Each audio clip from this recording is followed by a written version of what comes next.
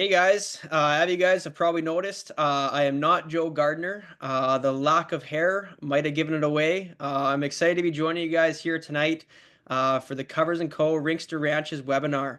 It's very exciting that we're together here tonight. We are joined by four amazing guests, all coming here to tell their unique story, something that we're so glad that we're able to share. Them touching about obviously the transition they've had, being able to achieve the highest level in sport in the game of hockey, playing the NHL, to deciding to come back and be a part of agriculture. My name is Dakota Odgers. I'm the Southern Saskatchewan Territory Manager for Covers & Co. I also look after some of our on-farm research here. Very excited to be able to join you guys. A little bit about myself. From fifth generation family farm in Spy Hill, Saskatchewan. Every time that I get to say that, I'm very proud to say that I'm a fifth generation family farmer. For me, that means the world. To this day, being able to work with my father, Jeff, work with my grandfather, Fred, being a part with them is something for me that's been truly special. To this point, I've been so lucky and so fortunate to be able to do two things I'm truly passionate about. I've been able to be involved in the game of hockey, both through playing and now on the officiating side, and I've been able to be involved in the family farm. For me, those two things have meant the world to me, and there's a lot of translation between the two on the skills you take and what you can take moving forward out of both of them and the life skills that you're able to move forward with. I'm very, lucky to be a part of a company with Covers & Co. We're a company focused on soil health. We're doing that through plant diversity. We're trying to reduce inputs on farms across Western Canada. We're trying to stimulate our soil biology. We're trying to give different options in the feed and livestock sector, getting cattle back on the landscape, improving our soil health through those simple plant diversity practices. I'm so lucky to be able to work with a great team at Covers & Co. Right across the board. For me, it reminds me a lot of being in the dressing room. Just a great group of people, came on here.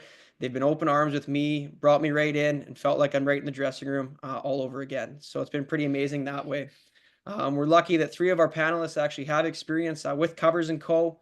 Growing it on their farms, and that's kind of what brought this webinar to light. For me, it actually came up talking with Dean Kennedy last year at a sportsman's dinners in Redverse. We were talking after he presented, and I could tell right away, Dean's passion that he had when he was talking about his farm. Just like the passion I heard when I was playing with different guys on teams, and the passion they had for hockey.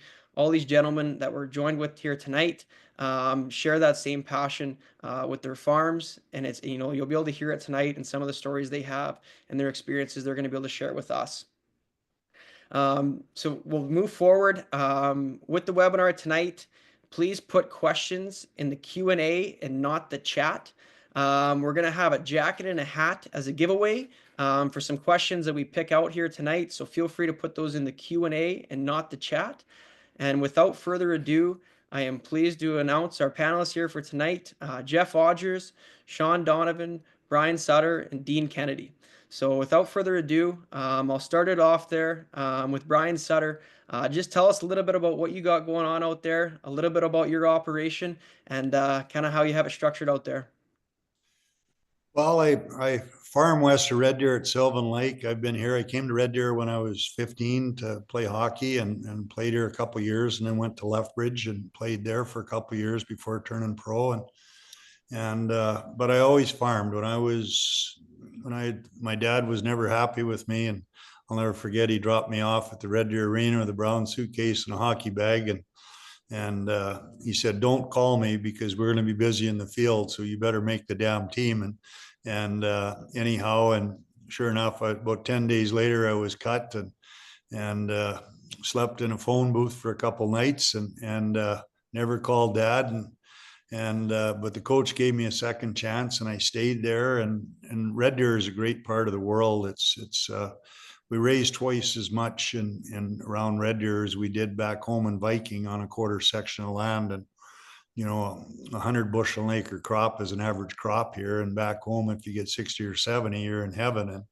Anyhow, but I just enjoyed it here. I love the land and I love the people, and I started renting land when I was a young guy, when I was 17 and 18, and I farmed it with a 90 Massey and pulled a 10-foot cultivator, and Judy and I were married when we were 19, and like I said, we rented land, and then we started a purebred operation with Judy's dad in 1979, and it's one of the oldest Angus herds now in North America, and I calve out about 350 head, and it's all number one farmland, but all our land the only stuff for grain is silage and swath grazing, and all the grain farmers around here, there's not a lot of fence posts here, never have been.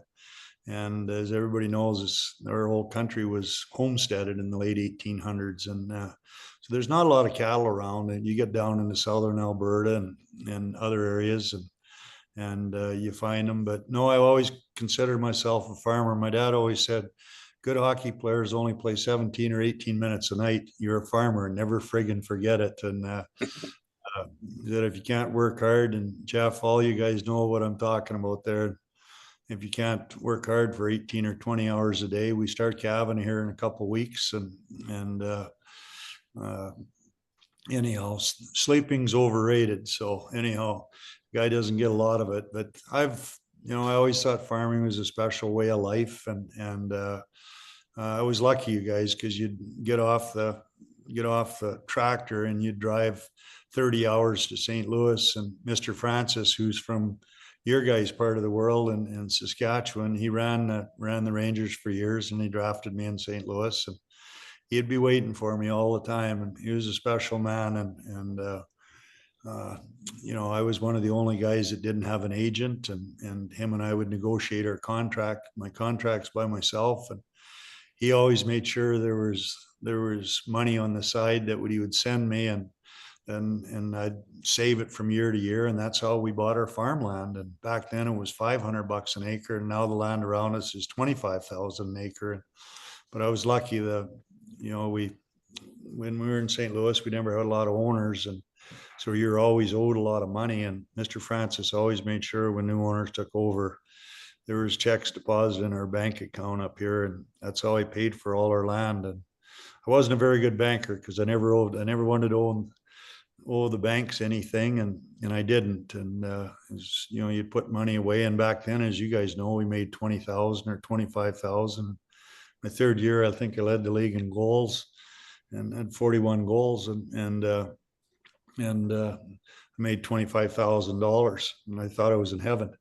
And anyhow, so I'm a lucky person, and that's the way it is. I'm a farmer, and I'll never forget it. And like Dad, I always remember it when Dad says, if you can't friggin' work 18 or 19 minutes a night, you sissy boy, there's something wrong with you. And so you always tried to do that every time you put on your skates and tighten them up, and whether you're in Philadelphia or wherever you were, and had to run through a bunch of monkeys to get to the net and get a puck there, you always remembered it, and you left everything on the ice, and you enjoyed every minute of it. And win or lose, you knew the sun was going to come up tomorrow morning, and you're going to start over. So I'm a lucky person, and I learned something, you guys, when I was young, and I'm lucky because I've sold cattle all over the world to our good friends in Russia, and I knew some presidents in the United States, the Bush family, and lots of guys in Texas that always bought cattle, but it was neat. I was close to them, and I don't know who it was Mr. Arbor or Mr. Francis or Harry Sen, and somebody. I learned something though about life and hockey and farming, and it's very similar. And if you never forget where you come from, you'll always remember where you're going. And I've never ever did that. And I'm a farmer. Hockey was just a game, and I enjoyed it. And I was fortunate. I was with a lot of good people, but hockey's was just a pastime for me, and farming was my life.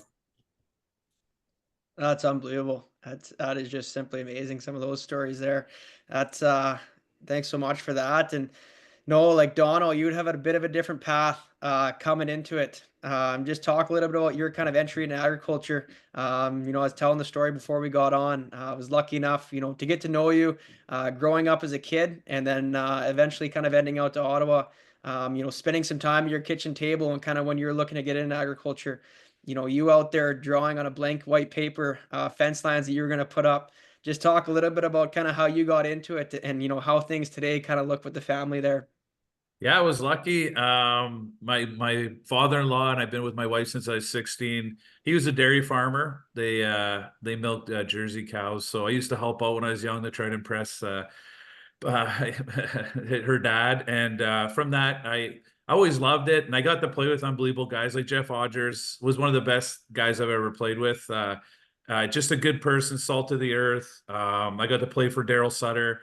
And Ronnie Sutter was a teammate of mine, and just being around people like that, you just wanted to part of that. And the farming part, it was just something that I guess is in your heart. I know I didn't grow up on a farm, but the last 4 years we've lived on one. We bought 100 and some acres, and we raise cattle now, and we have Katahdin sheep, and we have a sugar bush that we do in the spring, and we're just all in. We love it.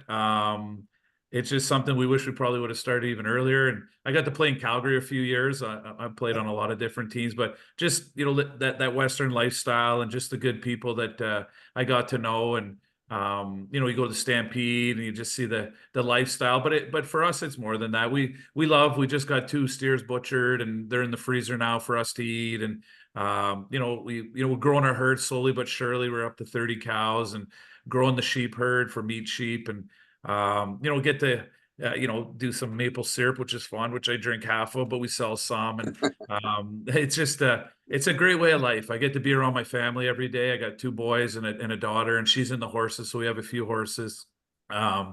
Which is I learned it's an expensive thing, but she's great. We have a few brood mares from out west that so we have a few raising some horses and selling a few, and just trying to touch everything. I mean, it's just love every part of it, waking up in the morning and being at home and getting to do chores and learning. There's been a steep curve. It's been 4 years of doing this, and I call Jeff Odgers a lot for help. I'm sure he's sick of listening him or having me call him, and I'm lucky that I have a person like that. I have my father-in-law that helps me.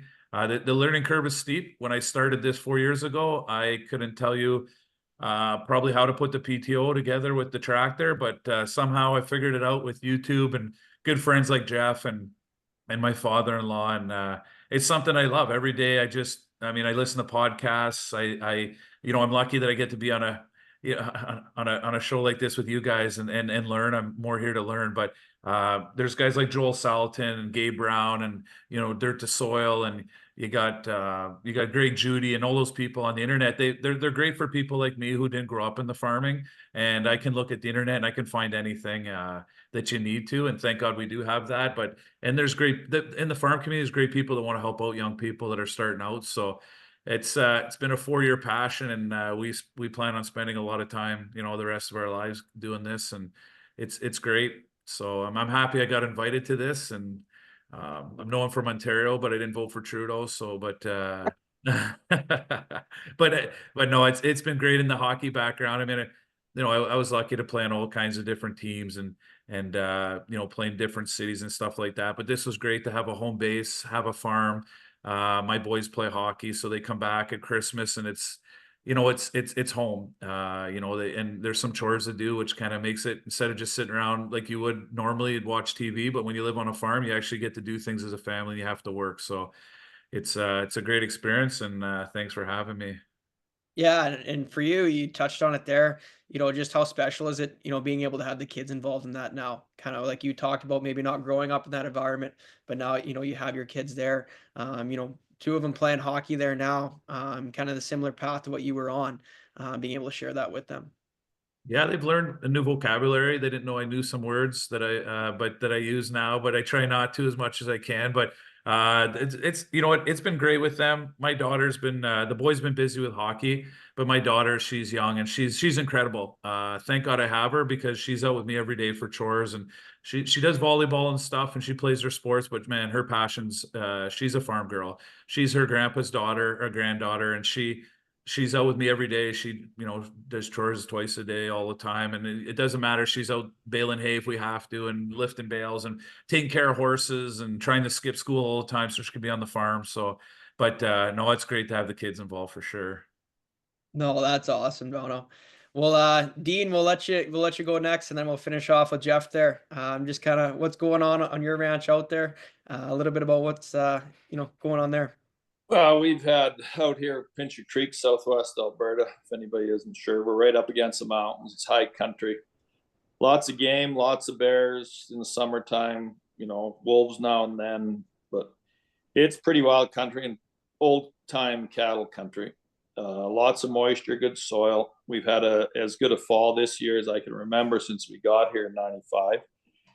You know, and growing up in the farm at Red versus Saskatchewan, I left home at 15, and I was a farmer before I was a hockey player, and went to Weyburn. Dwight McMillan gave me an opportunity. I thank him for that. You know, he introduced me to a system in the game at home. At Redvers, you know, you always had very giving coaches wanting to help, but there really wasn't a system. I don't know if there was anywhere. You just threw the puck out, and my dad coached us in 12 and under. We won the provincials, and the only thing my dad knew was we had to be in great condition, and we were. And we went on, won the provincials that year, won the league. It was a wonderful year, and it was old school hockey. It was an area where I grew up. We had 6 or 7 teams in our league, all within, you know, half an hour. 𝙫𝙚𝙩𝙚𝙧𝙖 was the farthest at 40 minutes. Huge rivalries. The Battle of Alberta was nothing compared to Redvers and Storth Oaks or Redvers and 𝙫𝙚𝙩𝙚. It was crazy, the intensity in the stands and everything else. And like I say, at 15, I moved to Weyburn, played there a couple of years, went on to Brandon. I was drafted by LA, underage to LA, thought I was ready. I should have been back in junior. Should have been in the minors for a year or two. I didn't. At 22, I kind of established myself. I went home that summer. I spent the summer, or pardon me, the one winter, all winter in New Haven in the minors. I went home. I was cranky. I worked out like crazy. I went back to camp, and I run over everything and fought everything and chopped everything and made the team. So then I knew how I had to play. And I continued to play that way, was lucky to play as long as I did. But every summer we would go back to the farm, and within the exception of 2 years, we went for a week holiday one time. And the other year when our son was born, I had my ass in a tractor seat within a week of the season being over. Like I said, I was a farmer before I was a hockey player, and the hockey allowed us, my wife and family, allowed us to do what we wanted to do or where we wanted to be. And mom and dad had a beautiful farm at Redvers, and it was where I was going to farm.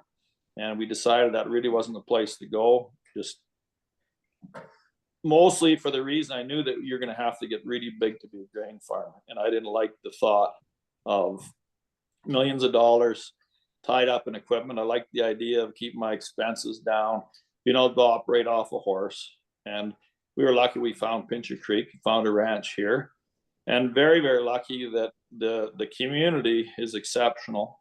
We dropped into an area, well, here that was many young people our age with kids our age, so it replaced the dressing room for me.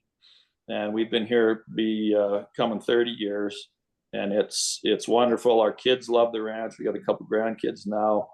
All our kids knew how to do everything on the ranch, and it built them, you know, to be practically minded most of the time. And it's a wonderful life. The ranch, the agriculture, going back in the summertime and now being here like after the game, gave me the freedom. I always did hate being told what to do, similar to my dad, similar to my 2 sisters. And I don't like being told what to do. So agriculture is a perfect fit for me. I do what I want to do when I want to do it. And it's worked exceptionally well for us. I have heard from multiple sources that Pincher Creek is absolutely beautiful. So I think you picked a pretty good spot on that one. I think I definitely have to put it on the list to get out there and see it. Well, it's beautiful if you like the mountains and you don't mind the wind.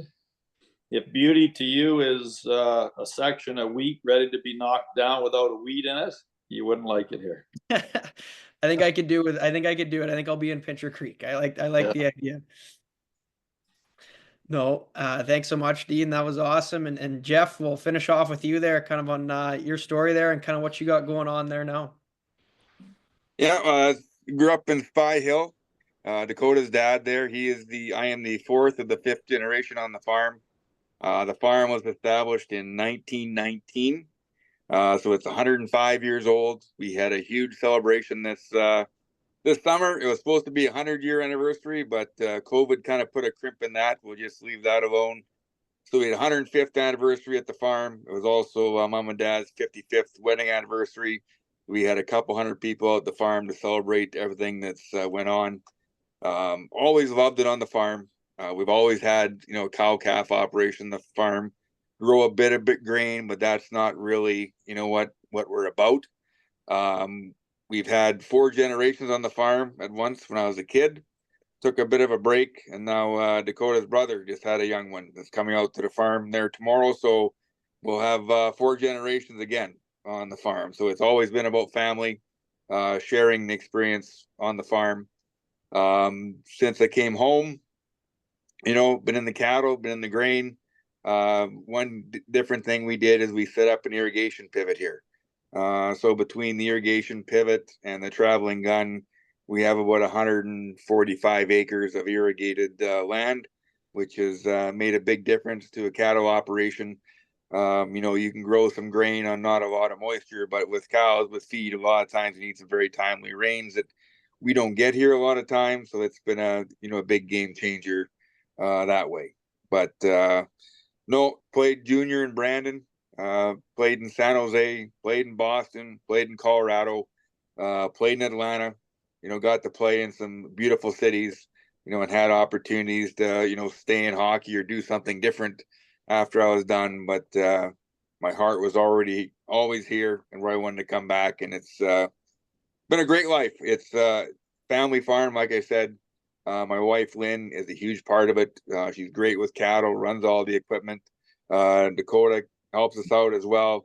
And my mom and dad are supposed to be retired, but they probably work as hard now as they ever did.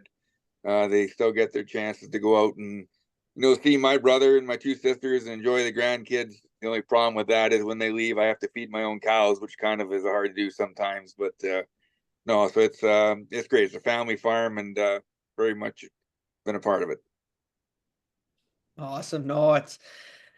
For like I said at the beginning, it's I every time I get to say that I'm a 5th generation of the family farm, it's you get pretty grateful for the work that's went in before you, and it's pretty special tomorrow with the 4th generation coming out there, and just to be hopefully continue on that down on, so there's 6th, 7th down the road, and that's what it's all about, is passing that on. So no, we touched on a little bit there, and all you guys kind of made reference to it, but I think so many people with us tonight, small town farming communities, just talk about some of your memories growing up, as far as growing up on the farm, whether it's skating on the dugout or the different memories you have of going to the rink on snow days, all those special moments that you really are unique to kind of growing up in that small town atmosphere. And I think, Brian, probably in your situation, you probably have some pretty unique stories with all the brothers and hockey playing going on. Well, maybe we'll start with you there.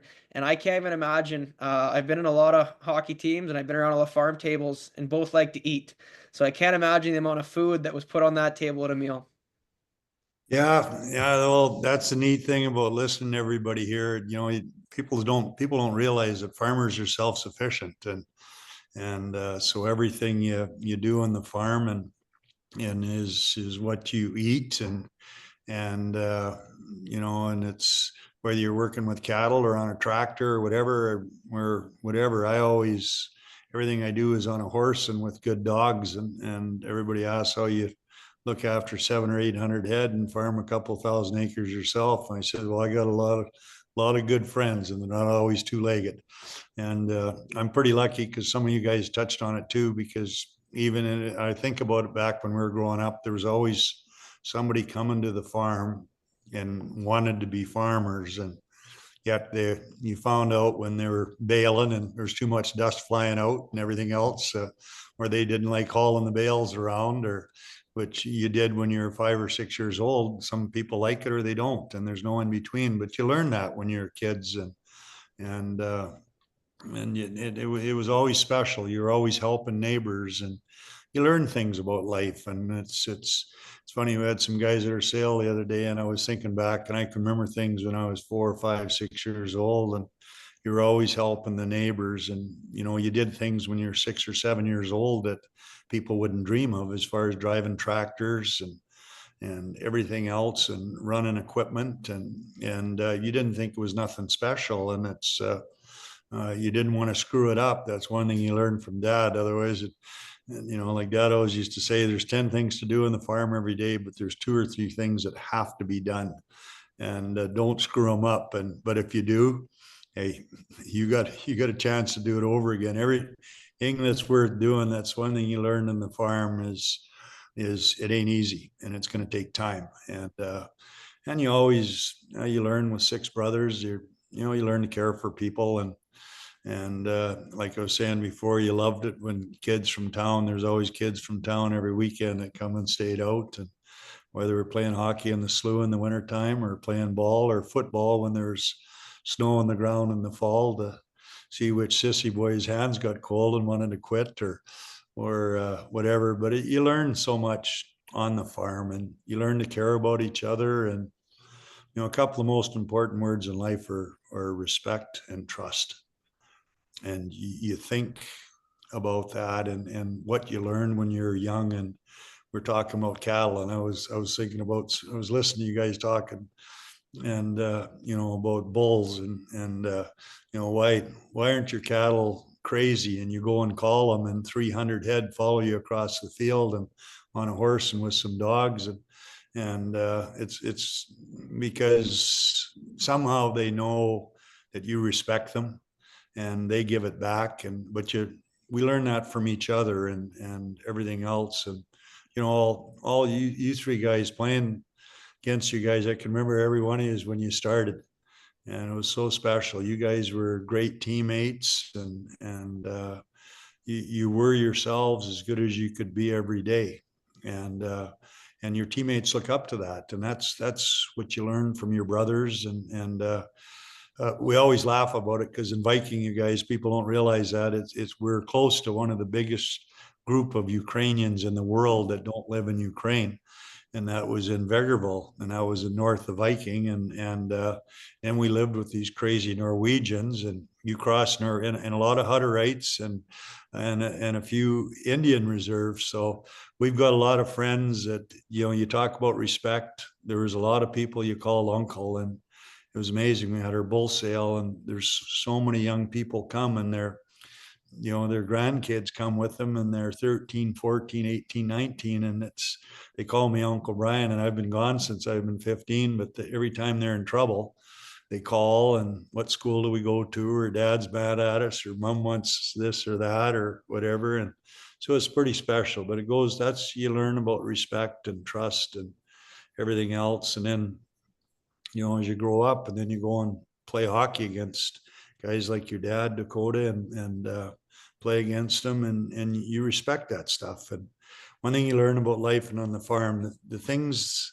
that you don't like when you're younger, and as you get older, and you laugh at them. And I always say, if somebody isn't giving me shit, then look at me in the eye and tell me what an arsehole I am every day. And I haven't learned anything on that day. And so it's good friends don't look each other in the eye and tell them what they want to hear. Otherwise, you're a friggin' liar. And that's how we were as brothers. And, you know, you didn't let each other down, and probably always trying to kick each other in the rear end. And anyhow, but that's what farming taught us. And again, you can talk about families, but it was on the farm. You're out in the middle of nowhere. We were the last place in Alberta that had power, and that was in 1967. And anyhow, I think all the power went past us to the 𝙫𝙚𝙩𝙚𝙧𝙖 heads up in Vegreville town, and ran Furley and up in that country. And anyhow, but we were in heaven. I thought we lived in heaven. I didn't know any other way of life, and that's just because the brothers you're with, they're your best friends, and we were probably each other's toughest critics. And let's put it this way: when we played against each other all the years, Daryl, for instance, I was a captain my 3rd year in the league, and Chicago and St. Louis was World War III all the time.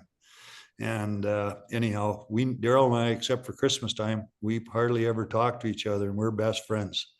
like all the years, except for when we became coaches. And then we talked a little more, but you know, you always thought you're letting a teammate down, or your brothers were your best friends, but they're also your worst enemies when you played against them. But you still respect them to the end of the earth. And I was a lucky person.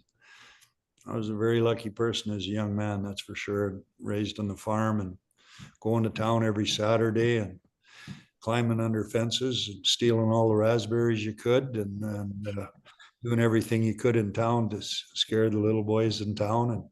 And the big ones you tried to scare even more. No, just amazing. Very, very well said, and just amazing all around. But Dean, I can't believe in the rivalry, Carlisle didn't come up coming from a Redverse boy. I was waiting for it. I don't know. I've been in Redverse long enough with some family down there. I figured Carlisle would be the first town name, but just talk about your upbringing there and some of the memories you have from growing up in small town Redverse. Well, it was funny. We played Carlisle in baseball, but I don't ever remember playing Carlisle in hockey. I don't know if they were a different division in provincials or different league, but no, we never seemed to run into those guys. We didn't like them. Of course, all those small towns had major rivalries. Yeah. And Redverse was a great little town, wonderful people and farm community. And back everywhere, basically back when I was a kid, was mixed farms. So on the farm you had chickens and turkeys. Dad had pigs for a little bit. You butchered your own beef and had a big garden. You know, Mom canned lots of stuff, so you always had a root cellar or a cold room. And as a kid growing up, everybody was the same. As soon as you could drive a tractor, 10 years old was when I started driving a 40/20 tractor in a 16-foot deep tillage. And that's just what everybody did. You had to pitch in the farm. It was expected, and you did. We never went to town in the summertime. We'd go to the lake maybe once in a while for a ball tournament to Kenosee Lake, and that's just the way it was. I remember as a kid, I had a pony that I was about 11 or 12 that I had a little trap line in the fall. Trapped about 20 muskrats, and I shot a fox and sold the pelts. I never thought I could spend the money. I had so much, And in the fall, you played football. Natural ice was we didn't get on the ice really till the 1st of December, maybe a little bit earlier. And when I was 11 years old, when I was 10 years old, we played 15 games all winter. We'd practice Tuesday, Thursday, play a Saturday, maybe a Sunday or playoffs or whatever, but 15 games the whole winter, in contrast to where the kids are today. And wintertime, hockey was over the first part of March when the natural ice left. Redverse got artificial ice in when I was 14. Beautiful rink. Now most of those towns that still have rinks have artificial ice. And then hockey was over, and then you started taking a ball club to school, and you played ball in the spring. Summer had come, you didn't go anywhere. Nobody did, just for the odd Sunday, like I said. And you were longing for school to start again to see your buddies in September. So that was just life of being on the farm. You learned to butcher chickens and turkeys and pigs. It's just how you grew up. So, and I never thought anybody was different. I thought everybody in the whole world lived the same way as we did on the farm. And it was a wonderful upbringing, and like I said before, our kids were mostly raised on the ranch, learned to do things, and everything that I learned in the farm translated into good things in the game of hockey. And what I learned in the hockey combined with the farm is who I am today. And I'm the luckiest guy in the world. I've always done what I wanted to do. And both things have been, wonderful in my life. Amazingly said. Oh, you're exactly right. Just the transitions you take out of those two things, and you just named about growing up on the farm, and the hockey and all those things you take just really shape who you are. And it was actually something we talked about in Redverse there too that night, on just the life skills you take. So no, thanks so much for that. And Jeff, just talk about growing up in the booming metropolis of Spy Hill, Saskatchewan. Yeah, she was booming all right. About 300 people back then. We were on the farm just outside of it, and I was absolute hockey crazy. And that's, I always ever wanted to do my whole life was play hockey and farm. And I remember, Saturday leaving for a tournament, the cows had to be fed. And so we'd be out there in the dark in a W4 tractor and a rack and throwing square bells off for the cows. So we get to town in time to, go to the tournament. Or if we had to go to another town, we had to get up even earlier, but you never thought anything of it. We were lucky, we're only 2 miles from town. So, we get dropped off at the rink and we could play shinny, a lot of times that you wanted. And, everybody was out there from 8 to 16 years old. You just threw your sticks in, you just played for hours. And, there was no power skating, there was no designated times. That's just kind of how you learned. And all those guys in the community were your friends and who you played with. You traveled around. And I was lucky. I had, both my grandmas and grandpas lived in Spy Hill. So there was lots of aunts and uncles, lots of family get-togethers. It was really good. And then decided I wanted to, pursue some hockey a little bit later and, ended up making Brandon. And I always joke about it. I remember my first cup week in Brandon there, we'd practice for about 2 hours and then your day was over. And I'm like, really? Like, this is it? This is all you have to do today? This is kind of cool. We can even go to a movie and all this kind of stuff. So it was good. But, growing up on the farm really made you appreciate, like the guy said, you knew where things come from. And, even now I've kind of went backwards that way a little bit. We got the chickens, we got the pasture pigs. We pretty much raise all our own protein. We eat what we grow here.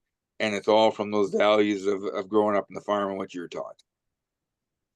I feel like there might have been a life lesson you were trying to share with me when I was about 14 years old, when you got me a job at a construction company pounding nails out of plywood for 60 hours on my spring break. I can remember walking in the Friday and he says, hockey is the easiest thing you'll ever do in your life, and don't forget it. So I feel like that life lesson, the story was definitely entrenched in me at a young age, and it's something that definitely still rings true to this day. I'm very fortunate with the way you're able to get to experience the game. But no, thanks so much, Jeff. And Dono, you're a bit of a different story. Not maybe growing up around the farm. You're kind of like that country song, "Farmer's Daughter." Just when it couldn't get any hotter, you caught a glimpse of the farmer's daughter. And you were out there trying to impress her. So tell us a little bit about that maybe first experience of getting around the farm there, or even if you want to share some stories about growing up there, where you are. Yeah, I was playing junior for the 67s and they lived outside of town, dairy farmers. So I got to see it through the eyes of an outsider, and I learned pretty quick how much work I'd stay over to the house on the weekend. And, usually in the city you get to sleep in, but not there. Usually we'd have to wake up at 5 or 5:30 or 6 to do chores, no matter what, even if I played a game the night before. And so I learned pretty quickly that there's no off time on the farm. But she was worth it. And I did my best to try to impress my father-in-law, but I just got to see how the family and how hard they worked. And, after, in the summer, after days, they'd be around the pool and the whole family was there. And you didn't get that in the city as much, I found, like just you'd work together and then you'd play together. And people can understand that these boys who worked on the farm, her brothers, did 2 hours of chores, went to school, did 2 hour chores, then they played sports. And that was uncomprehendable for most people. And I got to experience through their eyes and always wanted a piece of that and understood the work. But until you do it, you don't really know. But you learn they were tough boys. We would play against the French farmers, against the English farmers, and you learn pretty quick that those battles were pretty intense, and the boys would get after it. And found out pretty quickly their brothers were pretty tough, and so you kind of had to try to show up for them. But it was just great to see the respect and and back. I got to see the trust and respect like Brian talked about. I got to play for Daryl Sutter in San Jose. I played also with him in Calgary, but we also had Ronnie Sutter was my line mate. So it was brothers, coached by brothers, but it just is incredible that farm boys had such respect for each other, because I don't know if this would work with city boys, but I remember we played the Philadelphia Flyers and we were playing against the Legion of Doom and Eric Lindros, and we scored a goal and we thought we were doing pretty good, but we also got scored against. And I remember Daryl Sutter bringing us in and just giving it to me and Ronnie and Sean Burr at the time. And anyways, and I couldn't, he would just went up and down. I said, you guys don't score enough, and you can't allow a goal. And I got out of that room and I was like, Ronnie, that's your brother. You gotta let him talk to you like that. And you know what? There was respect there, because he's like, no, he's the coach, and I'm gonna respect what he said. You know, just it just incredible just to experience that. And I mean, just being around somebody like talking about, like, I didn't grow up in it, but as far as like Jeff and getting to go see his farm and seeing what a great job he did raising you boys, and you know, and then just the outdoors stuff. I mean, Jeff taking us hunting, and I never shot a gun, and he brought me hunting in Alaska, and out hunting caribou. And when we were out there with Chris Tamer, another newbie, and I hardly had shot in a gun, but when we were out on a ridge, we finally seen 2 caribou. And anyways, Chris Tamer took a shot at the caribou across the way, and anyways, I didn't have my safety on, and my gun went off after he did, and it just shot at our feet. And I remember the guide who was with us kind of looked back and said, holy shit, I think the caribou is shooting back at us. But anyways, just those experiences that you wouldn't get in the city. And Audrey was a jack of all trades, and when we were out there, all his experience of being a farmer, I mean, he butchered all the meat, he babied us out there. He made us carry some of this stuff, but he carried more than we did. And you just see that it's just easy to be around farm boys, because they have so much experience.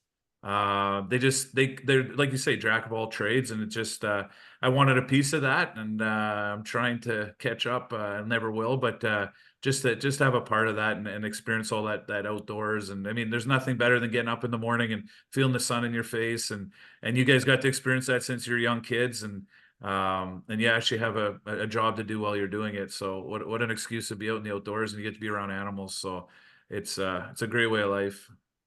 Absolutely, Donald. That's that Alaska story is all time, that's for sure. You know, getting dropped off by a float plane in the middle of Alaska, your first hunting trip, is quite the entry into it. Yes, it is. And we survived. Thank God. Thanks for Audrey. Thanks, Audrey. So we've talked a little bit about, you know, growing up on the farm. You know, you guys all talk about the experience you have, small town, but here we are, we're moving ahead, and now all of a sudden we're 18, 19 years old in the big city. You know, possibly you're signing your first contract, you know, you're being dropped in this huge environment. You're no longer in Redverse or Spy Hill or Viking. Just talk a little bit about maybe some of that experience, and you know, maybe some shell shock that you had. You didn't have phones back then. You weren't traveling around. Jeff, we'll start you off with this one on kind of, you know, maybe your first moment of, whoa, what's going on, or kind of a funny moment along the way. Well, I remember I was going to Kansas City, playing the IHL, and me and a buddy from Verdun, Troy Frederick, we drove down there, and it was like the first time I'd ever seen like an overpass, and I was just like gawking out the window. And we ended up, you know, making the team, and so we're gonna get an apartment. So I go talk to the apartment manager, and I ask him if he's got anywhere I can plug my truck in. And he looks at me like I got 2 heads. He says, "You got an electric car, boy? What's going on here?" And I realized in a hurry, you know what? I guess it doesn't get that cold here. But just different things, you know, playing in a city like San Jose, going to California as a farm boy was something unbelievable. I remember my first time that my mom and dad came out. We were staying at the Hyatt Regency in the Bayshore, right along Highway 101. And I always took dad to pregame skates, and I walked in the hotel room, and you know, he's looking out there, and there's 6 lanes going each way, and he just says, "Where are all these people going? Like, how can this many people have these places to go?" So just so many experiences for, you know, the whole family, and you know, also, you know, getting a bit of money. You got that signing bonus when I signed my contract. Never got drafted, but I signed as a free agent, and so with my signing bonus, I did what every kid did.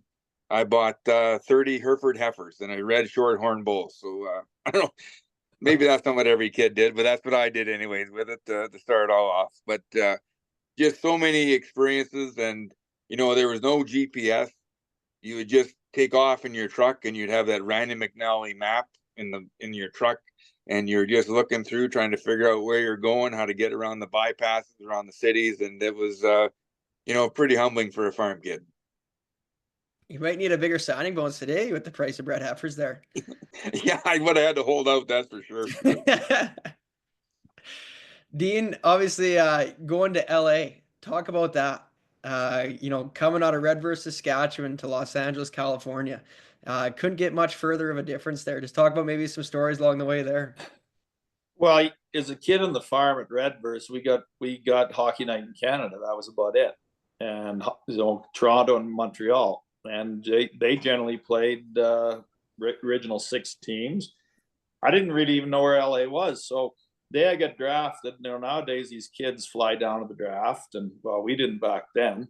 And the draft was in Toronto, and I was ranked by Central Scouting in the 2nd round, and so I'm thinking, well, the draft started at 9 their time, that's 7 our time. So I sat around the phone till about 9 our time. Now it's 11 in Toronto, and I'm thinking, well, they're middle rounds now. I might not even get drafted. So I went out and started working. We had a head for the elm windbreak or elm grove that needed some trimming. So I was out there. Anyway, I hear something at the house not far away. Dad's calling me in. So I get to the house and I think, well, did I get drafted? And there's a window you could see from the steps into the house, and you could see the phone. Well, the phone's on the hook, and I'm thinking, well, why did they call me in? Nobody called. I go in and they say, yeah, you're supposed to call this number. And you got drafted by LA. So anyway, I talked to them, and they're happy that they drafted me, and I'm happy I got drafted. I'm pissing down my leg that I actually just got drafted. I didn't care where I went, didn't care what round. Got drafted 2nd round. I went to a baseball game that night. I was playing senior ball, and a guy on the team said, "Hey, you're going to LA. Holy cow, you're the Playboy Mansion. Oh, you're going to have so much fun." And I had no idea what he was talking about. I mean, I really didn't. Anyway, we get to, I get my 2nd training camp. As a 19-year-old, I made the team. We trained in Victoria. Camp was done in Victoria. We fly down to LA, and we fly in at night. And I'm looking out the one window, and all you can see is lights. And I'm thinking, this is like the biggest, everybody in the world must live here. And Dave Lewis, who really was a huge help in my career, he said, "Hey, look out the other side." And out the other side was as many lights. And then I knew this was big. So anyway, roll on to my 2nd year pro. I'm in the minors for a bunch of the year. I'm up and down. They call me up at the deadline, which is in March. I move into a house with Anders Hawkinson and Brian McClellan. Anders Hawkinson is dating a Playboy playmate, Marlene Jansen. Brian McClellan's got a girlfriend that could have been a playmate, and they're coming over to the house every day. Well, the house I move into is a block off the Strand. And the Strand is about a 10 or 15-foot sidewalk. It's between the sand and the ocean and the houses. And we're one house off the Strand. So every morning when I woke up, I'd look out my door or my window, and I'd see guys surfing and rollerblading along the Strand, and then I'd go to practice. Well, it happened to be that Roger Nielsen was the interim coach at the time. This was in March, and Rogers wants a contract for the next year. So Roger's very competitive, absolutely should be. So he's playing the lineup that he thinks will win hockey games. And we're out of the playoffs by this time. LA had been eliminated. But I'm getting like 4 shifts a night. I get 1 in the first, 1 in the second, maybe 2 in the third, sometimes not. But I would dress. I was never a healthy scratch, but I would dress, sit on the bench mostly. So anyway, come home from practice the one day, and Anders and Big Mac say, "Hey, are you coming with us?" And I said, "Well, where are you going?" They said, "We're going to the Playboy Mansion tonight for a pajama party." And I'm thinking, God, I'd like to go, but I'm not going. No, I can't go. Well, why not? Because I said, I got to prove myself. I get in 4 shifts a night, but one of these nights, somebody's going to get injured, and I'm going to get a regular shift, and I got to be ready to go. I can't be going to the Playboy match and then, being played out for the game tomorrow. So I didn't go. They leave. They come home about 4 in the morning. We all get up to go to pregame skate, play that night. I get my 4 shifts. They get a regular shift. And I'm wondering, why in the world didn't I go to the Playboy Mansion? So that was sort of the world in LA. It was really interesting. There was guys that, the odd guy, not many, Steve Jensen, you know, bless his soul, he passed on here a couple years ago. But he would go out to, he'd lay on the beach in the afternoon of the hockey game, get up and go have a shower and go to the game. You know, after the game, a lot of times in LA, Jerry Buss was the owner. He'd bring movie stars in. They'd tour around the dressing room. You'd go up to the Forum Club after a game, and there'd be movie stars hanging around. And it was really, really weird, you know. And then going out after the game and in your shirt sleeve or in your jacket, suit jacket, where at home in Winnipeg, or closest NHL team we had was Winnipeg, well, it might be 40 below. So the adjustment for me wasn't that big a deal, really, even though that with the things I said, because my dream, I was so intent and so determined to play, you know, to realize my goal, that stuff I mentioned was never really a real draw for me. It never really interests me too much because I was so focused. I was not going to let anything that I can control, you know, inhibit my chances of playing. And you know, going back in time, would I have gone to the Playboy Mansion? Absolutely. But I didn't go for those reasons. So. No, and that just goes to speak, you know, the career that you're able to have, being a captain of the Winnipeg Jets. You know, obviously those traits stuck with you for the rest of your career, and, you know, being able to wear that captaincy, you know, we're lucky actually on this webinar night to have 3 captains of NHL teams. So, you know, just really, you know, speaking about some of those traits, translating from agriculture, you know, into hockey, obviously being shown through with something like that, and Dean yourself just being a great example of that. So, no, thank you very much for that. And Brian, you know, obviously you're a bit of a different situation with, you know, being able to play your entire career in one city there. You know, how special is that? And just talk about, you know, first time going down to St. Louis there, you know, down to the big city of Missouri. Well, it was, you never knew. You knew St. Louis was dead center in the middle of the United States, but you had no idea of a lot that went on there. And it is a beautiful part of the world, and it's 2,800 miles from, like, it's a long ways from here, but you always drove there, and you got to drive through a lot of great farm country, down through Saskatchewan and down through North Dakota, and you'd follow on down through Nebraska and Iowa and hit Kansas City, and anyhow, and you turn in Kansas City and drive 260 miles to St. Louis. But St. Louis was really neat because, and people don't realize it, like, it's golf courses are open there till, like, it's green there till November and December, and there's only a couple months you might not get snow there. Humidity is like 100% for 10 months a year.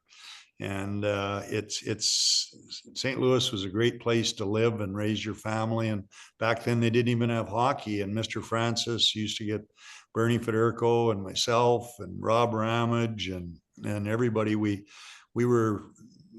He made us involved in minor hockey there to get hockey going. And we were so lucky because Anheuser-Busch was a big name in town, and you got to know those people good, and it was really, really special. And it's it's amazing. We're farmers, and you got to know people down there, and like they get 8 or 9 crops a year of hay down there. And but it's also a part of North America that 2 of the biggest rivers come together and meet right there, and that's where we lived, about 2 miles from there. So it's one of the worst places for bad tornadoes and bad storms, and lots of water and flooding and everything else. And there's a lot of history in St. Louis. It was on the Mason-Dixon line, and that separated the north from the south, and it's still that way. And but we thought we were in heaven. We were there 16 years. And like you said, Dakota, there was only 2 players in my 12 years of playing that were in one place as long as I. And it's funny, one was Larry Robinson, and the other I think was Dave Taylor in LA. And anyhow, so it was pretty special. But we're lucky when we went to St. Louis, because people that it was shortly after expansion. We were married in 76 and drafted in 76 when we were 19, and went to St. Louis, and we spent half a year in KC in the Central League, and went to training camp that year, obviously. And then, but it was really neat because St. Louis, and people didn't realize this, but you found out in a heck of a hurry. And like some of the guys mentioned before about hockey night in Canada, well, you watch Montreal and you watch Toronto. And I was always a Detroit Red Wing fan because everybody out in the Edmonton area was owned by Detroit Red Wings. And but it was neat because when you went to St. Louis, well, who were their goalies? It was the greatest goalie ever to play, Glenn Hall. And Glenn still calls me son, and I still call him dad. And you know, Doug Harvey, one of the greatest defensemen ever to play. And everybody came except for a couple guys from Montreal. St. Louis was a landing point for the Montreal players. And even when you knew crazy trades were being made, we got every one of Montreal's first round draft picks 2 or 3 years after they were drafted. And we gave up 2 or 3 good players back to Montreal. And it went on for years. We didn't have a first round pick, but everybody came from Montreal, and they were quality people. And, you know, Dickie Moore and guys like that. And like I say, Doug Harvey and Mr. Arbor, Al Arbor. And there was really only a couple of guys in St. Louis that they were legends that built St. Louis as players and coaches that weren't from Montreal. And one was Al and one was Glenn Hall. And they're two of the greatest human beings God ever dropped on this earth. And they were like big brothers and dad to me. And Glenn and I are still that way. And so I was pretty lucky, but it also made it neat because we went to Montreal. I'll never forget I was named captain. I was 21 coming 22. And back then, I think Bobby Clark was the next youngest captain. He was like a number of years older than me. But I'll never forget going to Montreal, and, you know, John Beliveau was waiting for you after. But everybody that we had in St. Louis, the coaches, Red Berenson, everybody originated in Montreal. And that was, you know, Montreal Canadiens were, you know, people that built big businesses and everything else in life. They used the Montreal Canadiens as a blueprint to how it should be done and how it should be built. And so you were pretty lucky. And when you went to Montreal, those people treated you pretty special. And you know, and guys like Dakota, you might not remember, but a guy like Dickie Moore was one of the toughest, hardest nosed left wingers there was. And he always cared for you. And he came to St. Louis, and then he waited for you in Montreal. Mr. Beliveau was one of the greatest people that ever walked. And, you know, and he'd always talk to you, and it was really special. And, you know, as a kid that's, you know, you're just a couple of years out of junior, and these guys are telling you what you should do or whatever. Is pretty special. I'll never forget, I was 3rd or 4th year, and the Canadiens, there's no team in hockey now, back in the now compared to the early 70s, that were as good as the Canadiens. Like the one year they lost 13 games, and another year they lost 18 games. But it was amazing when you went in there and played, and had to play against all these big name guys. And you know, it was pretty darn special. You learned a lot about life. You learned a lot about respect, and you learn, like, listening to all 3 of you guys there, fellas, is the guys you played against the most and you hated the most, they became your best friends when you were done. And it's like, I'll never forget when Rob Ramage was traded to us, and Rammer and I had a terrible time playing against each other. And when he came to us in St. Louis, we were best friends. And he was one of the greatest human beings God ever dropped on this earth. And that's one thing you learn about hockey, and that's where St. Louis was special. And we spent 16 years there. And we played 12 years, and then just out of the blue, I'll never forget. And again, Mr. Cron, he had second in command in Montreal for 25 years. And he comes there, and he tells me at the end of the year, I was getting ready to head home, and asked Mom and I to stop at the rink. And he says he has to talk to me about something. And he had just signed me to a huge contract. I went from making 125,000 a year to making 175. He signed me to 175. I think it was 202 and a quarter. And that was in like the 85, 86, something like that. And I thought I was just absolutely in heaven, but he just signed me to this new contract. And anyhow, and he says, but Brian, we want you to coach next year. And I said, you guys just signed me to a new contract. I was 31 years old. And the next youngest coach was Mr. Arbor. And Mr. L was like 49.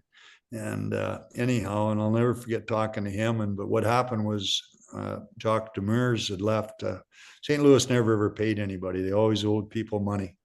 And anyhow, but Jock, same thing with him. He left and he went to Detroit. And I'll never forget him calling and saying, Brian, I'm leaving. And, they offered me twice the money St. Louis is playing and making and everything. And then they hired Jacques Martin for a couple of years. And anyhow, but then that didn't last. And they just wanted me to coach. And I just thought that was really weird. And so I went right from playing to coach, and nobody had ever did that before. And I was lucky. I was with a lot of good people. And one thing I always did as a coach is I hired the most experienced, preferably head coaches, to help me coach. And they were always as important as I was. And, we had Bob Berry there, and I went to Boston a couple of years later. I hired Tom McVie, and Tom was, I called him Grandpa.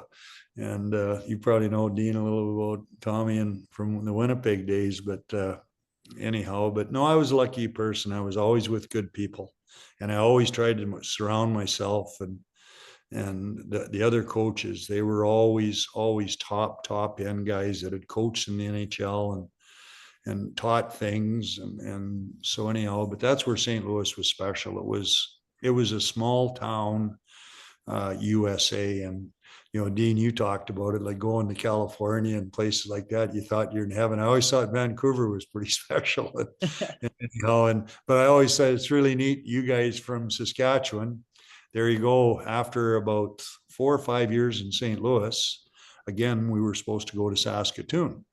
And this was in the early 80s, maybe 80, 81, something like that. And everybody sold their houses in St. Louis and everything else. And well, so where did we go train the next year? And then we trained there for about 8 years straight. It was Regina. Well, God, I just love that, because it was only about an 8-hour drive off the combine or the tractor to Regina. And then all your exhibition games were in Western Canada. And so that was pretty special. It's what hockey does is it's like, you three guys know this too.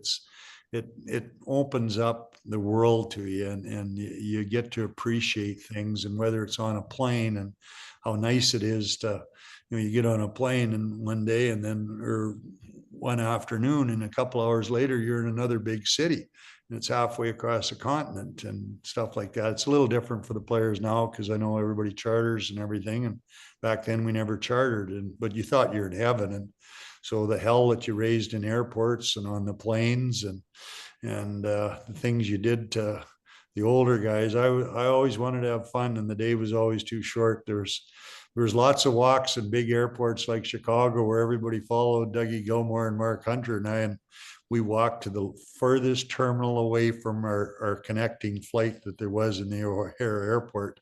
And you'd stand and look outside. The coaches and stuff would go nuts, because it was a half-hour walk back to the terminal you're supposed to be in. But you had a lot of fun with it, and it's you're a lucky person. You couldn't wait for the next morning to get up. And like I always used to tell the guys is, hey, if you're going to break curfew, buggers, we're breaking it together, and we're going to do it together. And we did. We were like that on the ice together. And I was fortunate. In the 12 years I was there, I never won a cup, and I had a lot of brothers that did, and I always admired them, and I always admired everybody that won. But the only teams that won more games than us in the 12 years I was there was the 12 Stanley Cup winning teams. And we're a very, very close knit team. And to this day, we still all are, like Dougie Gilmour you know, and Rob Ramage and Bernie Federico, and we had a lot of great players went through there, Mike Liut, and it was a special time. It was a special time, but it's really neat talking to you guys, Dakota, because like I said before, Sean, Dino, and Audgie, friggin' like remembering, you know, what you guys did. I just want to say this, guys, is I'm honored. I was always honored to feel where I was at, and then to get to play against you guys, I can remember every one of you. And I always wanted to just to work as hard, and I didn't want anybody to say you're a lazy SOB and you're going to play your heart out that night. And anyhow, and you learned a lot from you guys, and I tried to pass that on to the players I coached, and never ever said anything to a player that wasn't first said to me. Never. And anyhow, that's how you treated people, and you got people better. And anyhow, but it's really neat listening to your stories, you guys, because it's I'd love to be standing beside you someplace when a brawl broke out someplace, and we'd be in there together, and we'd do everything with a grin on our face.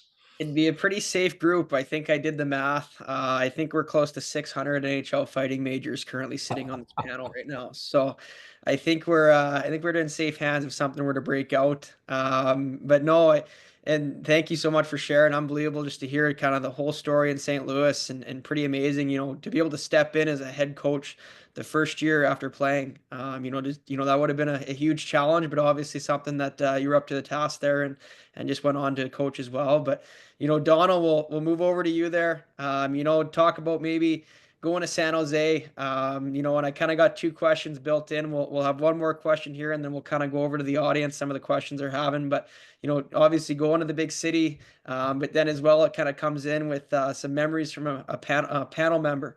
You know, there might be a couple early memories from coming to San Jose. You know, and having Jeff with you there to kind of start your career out.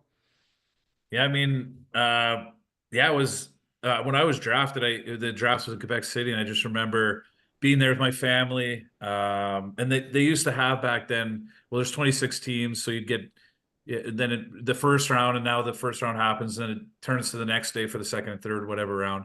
But I got drafted second pick in the second round. But at the time, my dad was sitting there, and he wanted a hot dog and a beer. So my mom and girlfriend at the time, wife now, Tree, they had to go get him a hot dog and beer. But the second round happened quick. Anyway, so when I was drafted to San Jose. My mom wasn't there, my future wife, because they had to go get my dad a beer and hot dog. But I was drafted to San Jose Sharks, and I remember I had no idea.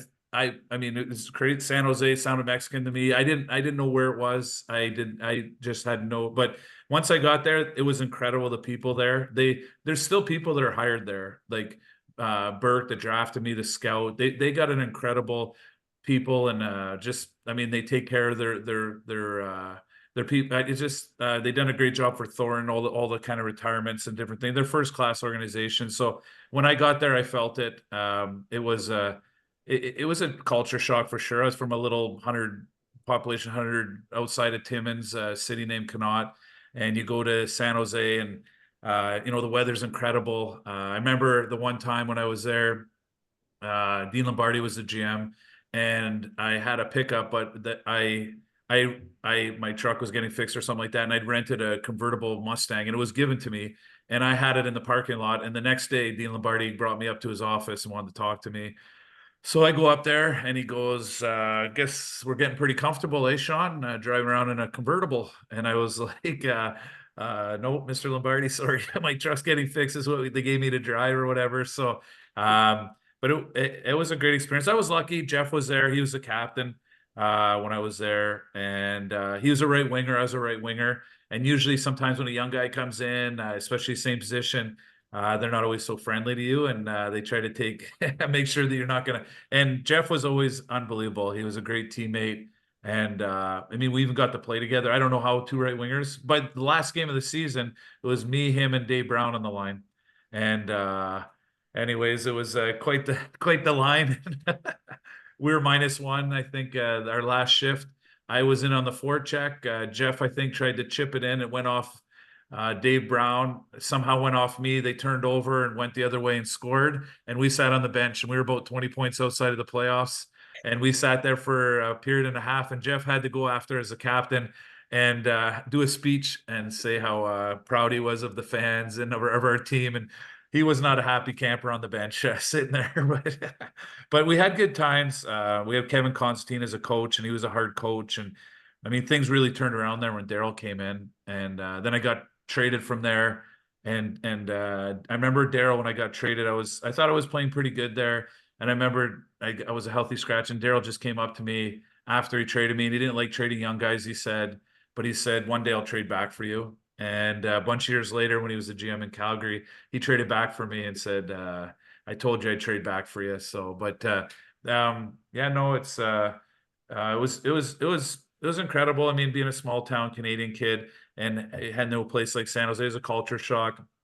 Eating sourdough bread, I just always remember that smell in the morning and that taste. It was just different. It was everywhere, and just getting used to just the lifestyle and the highs, the bar that was near the rink there, the barbecue place, and the just the more Spanish feel to it, and just the incredible things that you got to see though while you were there. I mean, got to go to Yosemite Park, which was 4 hours away, or you'd go to. It's just the stuff off the ice was pretty cool too, but the on ice stuff and wearing the Sharks head, and just couldn't believe that they had hockey fans like that in a place like San Jose, and they were real rabid fans. So it was really fun to play in front of them. Awesome, Donald. You got to have a good Donald story teed up there now, Dad.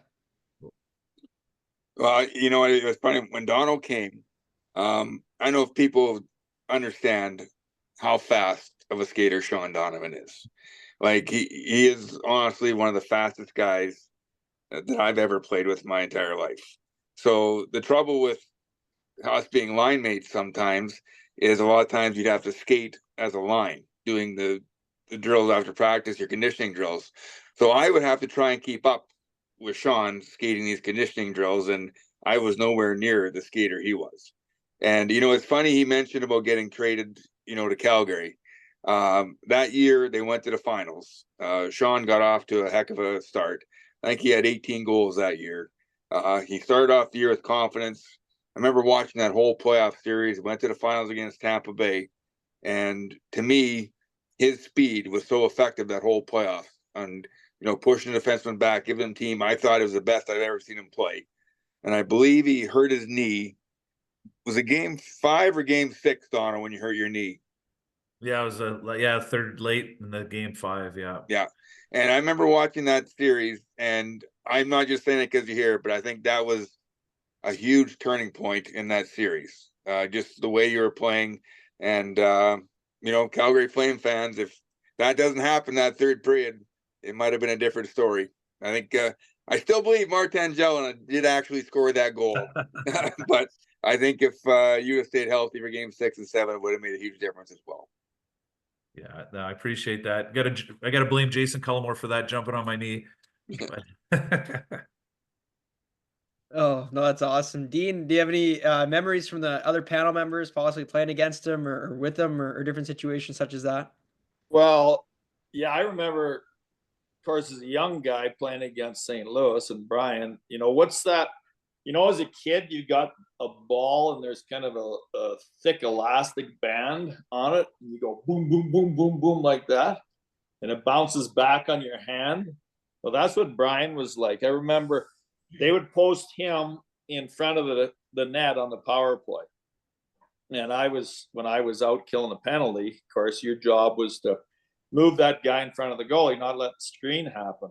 And back in the day, you could damn near do anything except hit the guy in the head, basically trying to move him out. And Brian wasn't that big a guy, played at maybe $180, I'm guessing, maybe a hair more, maybe not even that. And yet you could not get rid of him. You'd cross-check him and knock him down and skid him out of there and turn around, and he'd be right back beside you. And I always remember that, and respect the tenacity and the courage that he had throughout the ice, always on the ice. But personally, I could not believe that guy kept coming back for more punishment. And I was happy to give it, but I couldn't get rid of him. You give a lot of it, Dean. Dean, I can remember every minute. I was so proud to play against. I think you and I said something to each other. I knew you were a farm boy from Saskatchewan, and I always admired playing against you and really cared for you. And it's guys that, like I was saying before, the guys like yourself that always tried to hurt you the most. You always tried to go back there a little bit, and if they stopped, I'd always inquire something about their wife or what was going to happen to their dog if they left it in the car after the game. And anyhow, but it was special. I can remember you when you started, Dean. It was so neat. I can remember those moments. It was really special. No, that's awesome. No, it's fun to hear those memories kind of playing against each other and now being able to kind of share all the same passion, you know, and be able to move with the agriculture and all being involved in the farm and kind of on the panel here tonight. And we had so many good questions come in, you know, before the webinar and throughout the webinar. But you know, one that I thought really stuck out to me, you know, was one that was submitted kind of prior to by Jagger Thomas. So Jagger, you'll get the jacket and hat for tonight. But you know, what experience did you take from your hockey career that helped you develop successful ranches and now successful farms and families? And I'll keep a round table. Whoever wants to start it off can start it off there. Go ahead, guys.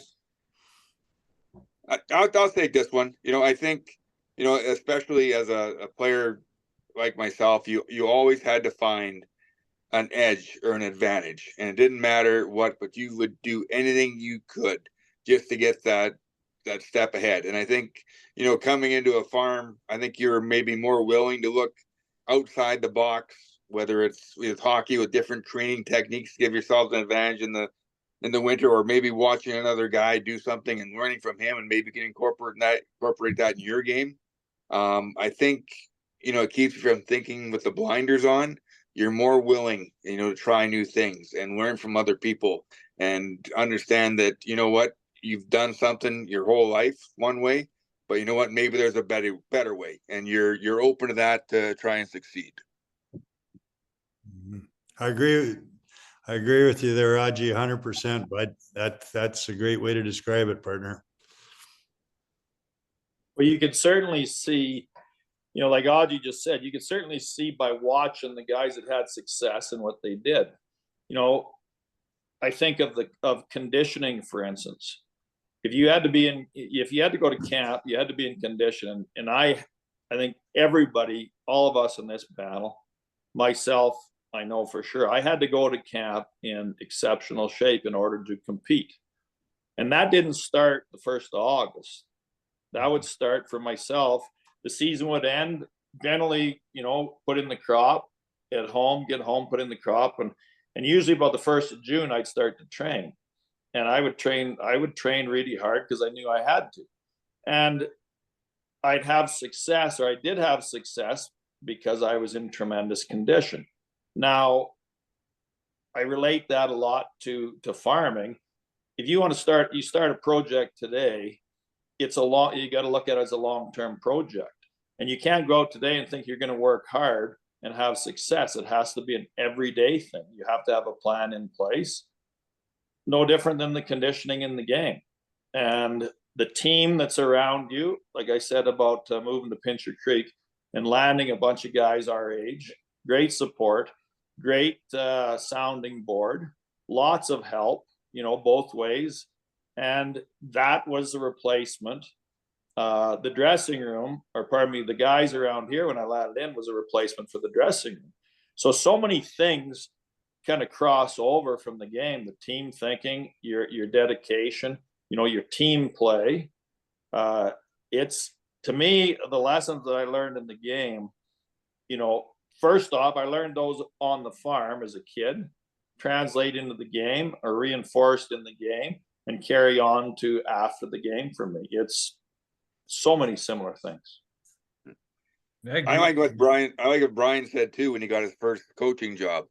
You know, he didn't hire people that he thought were underneath him that wouldn't challenge him.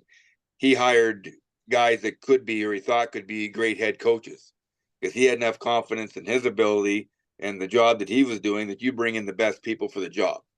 And I think that's the key. You got to have enough confidence in yourself and your operation to allow other people to have input or opinions. At the end of the day, it's still Brian's decision who he's going to play and what they're going to do for his system.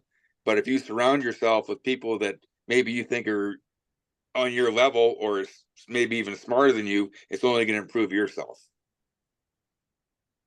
Yeah, it's funny, Audgie, because that's exactly right. I always felt that as a player, I was only as good as the person I was sitting beside in the dressing room, and that's the one thing you learn about the farm too. And it's it's whether the bulls that you use or the horses you train or the dogs you train, or you're only as good as everybody around you. And you never ever. That's one thing I've never wanted to do is let anybody down. And I don't mind, like I say, guys, like I don't mind guys calling me an arsehole, because good friends, like I said before, don't look each other in the eye and tell them what they want to hear. Otherwise you're a friggin' liar. And that's one thing you learn about sports. But that comes from the farm, like Dino, like you're talking, Bud. And listen to what you say, Donner. That's one thing you learn. Like, we're lucky, you guys, and I can guarantee you guys, there's not a lot of people that did what you guys are doing with your lives, that all the years I played. And I know that because through the player association and stuff like that, I was the only guy for years that had to pay taxes in Canada, because you're making money in Canada and you're making money in the States, and they took more money from me in Canada than I friggin' made, and then less in playing hockey, and it was everything you made on the farm, and they changed the laws and everything else. So it's neat listening to what you guys say, and boy, it brings back some special memories. And when we're done tonight, you guys make sure and you go in the bathroom after you have a drink of whiskey or a beer or something, and look at that guy that's looking you back in the mirror, and you guys be proud of yourselves, because you guys are role models for young people and everything going on in life. Unbelievably said by all you guys, and I love the answers. And we got time for one more question. We got one more jacket and hat. Chris Babbings out of Canistano. You just touched on it there, but obviously you guys have been able to achieve some pretty special things. And the question from Chris is, what's the best advice you've ever been given, either regarding hockey, farming, or for life in general? I want to let you guys all kind of run through it, and then we will wrap up for the night there. Go ahead, guys. I think for me, some of the best hockey advice I ever got. I never got drafted. I went to Minnesota North Stars camp as a free agent tryout. My head coach at the time was Doug Sutter, old school Saskatchewan guy. And he called me in the office, and he said, "You know what, Augie? It's great you got this tryout, but you know what? Nobody knows who you are." He says, "You don't got a contract. You're not drafted." He said, "If you're serious about this, you go out there and you make them write your name down every time you're on the ice." And I thought a lot about that. Like that hit home with me. And I got on my first ever plane ride, and I went to Kalamazoo, Michigan. We were having the camp. And I'm thinking, you know what? I probably would have just went through the motions and been happy to be there maybe. But I said, you know what? If I'm here, I got to make my mark. And that the first shift, I ended up fighting 𝙫𝙚𝙩𝙚𝙧𝙖 4 times in one scrimmage. Pierre Pagé was the coach. He come running down from the top of the rink, screaming something half English, half French. I don't know what he was saying, but he kicked us both off the ice. He'd had enough. He said, "You guys get out of here." So we had fought 4 times, and obviously when you fight 4 times, you're going to have some issues you got to get looked after. So they threw us in the training room together to get stitched up, and I thought, this is it. It's over. Like, I'm dead. He's going to kill me here. But actually, he kind of knew what I was doing. He didn't like it, but he respected what I did, and I don't know if I would have done that if Doug wouldn't have said that. And that was one of the things that kind of got my whole career kickstarted, kind of in a weird way. But I would say that was some of the best advice I got. Yeah, that's pretty special. Donna, we'll let you fire up next. Yeah, well, I was lucky enough to play for Brian Kilray. and he was pretty simple. So he used to give us 3 choices. So maybe you didn't get the puck out on a shift, so he'd give you the 3 choices. He'd tell you, your first choice was get the puck out, or you can get the effing puck out, or get the effing puck out. And that was your 3 choices. So I appreciated a guy like him who just made it really simple, and I think it made it easy to play for a coach like Daryl Sutter. Just the simplicity of it. You know, there would be times where he would chirp me and he made it fun. He'd always ask me if he couldn't tell if I was playing right wing for us or left wing for them. And you know what, he always had comedy, and it made it fun. At the same time, I thought it was hard, and he played for Eddie Shore, so he had a lot of stories, but he kept it simple and he kept you accountable, and that stuck with me. And I mean, he's still kicking, and he's still he's 90 years old. He's sharp as he still goes 67's game. He's still scouting, and what a treat to have been coached by him. But he had a ton of good advice and simple advice. So I really appreciate playing for a guy like Brian Kilray. I was lucky. He was a special man. yes, he was. Brian, we'll let you go there. Best advice you got: farming, hockey, life? Oh, enjoy every day, you guys. Enjoy every day, and enjoy the people you're around. And it's that's one thing I've learned as I get older, and it's really special. And like my dad always used to say when I was a little guy, and he goes, "Hey, the sun's gonna go out, gonna come up tomorrow morning. It's gonna go down tonight, but it's gonna come up tomorrow morning. So no matter how bad everybody says you are." And when I was younger and earlier in my career, I couldn't skate and I couldn't do this or couldn't do that. You guys probably heard a lot of things. Donna, you would skate circles around me and shove the 2x4 up my rear end and turn it a couple of times before I could get turned around. But I was used to everybody telling me what I couldn't do, and I just made up my mind. And it's like farming, and it's like raising good cattle.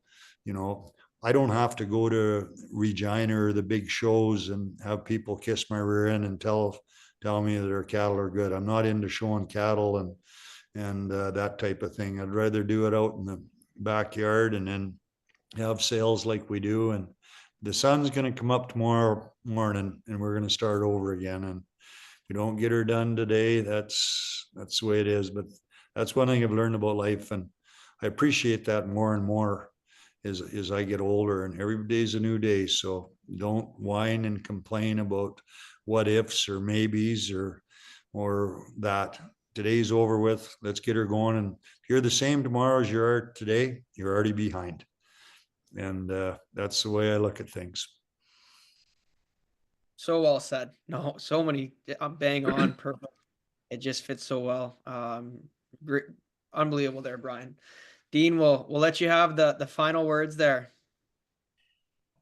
Well, you know, we've all heard the KISS simple, or the KISS system. You know, keep it simple, and I think that's probably the biggest thing. Life is simple, really is. I mean, problems are simple, usually are, if you want them to be that way. If you want to complicate things, we can sure do that, but why? So, you know, as a hockey player, until I learned to keep things simple, then when I did learn to keep things simple, I had more success and to try hard. Those two things. I tell young guys that I've taught different young guys that come out of the game, and you know, they're don't know what they're going to do when the game is over. And I've said, find something that you like, find something you enjoy, and try as hard with it as you did at hockey. And if you do that, keep it simple and try hard, I mean, the world can't stop you. You know, you got determination and do those things, you're gonna find success somewhere. And keep it simple. Life is easy. Life is fun. So that's the way I look at it. That's awesome, Dean. That's pretty special. If I'm a young man, I'd take that and run with it. Absolutely. Absolutely. Well, tonight was just amazing, guys. You know, I just thank you guys so much for your time. coming out, sharing some stories, talking about your own operations, talking about growing up in small towns. We kind of went through it all here. And I just appreciate you guys taking the time to be able to share these stories with everyone. There's so many people that are going to be able to enjoy this. So many great life lessons that came out of it. Touching on that last point, there was just so powerful with some of the words you guys had just about moving forward on life lessons you guys have had, some of the success you've been able to have, whether it's you playing hockey or now moving into farming. But just once again, want to thank you guys for your time and just how amazing tonight was.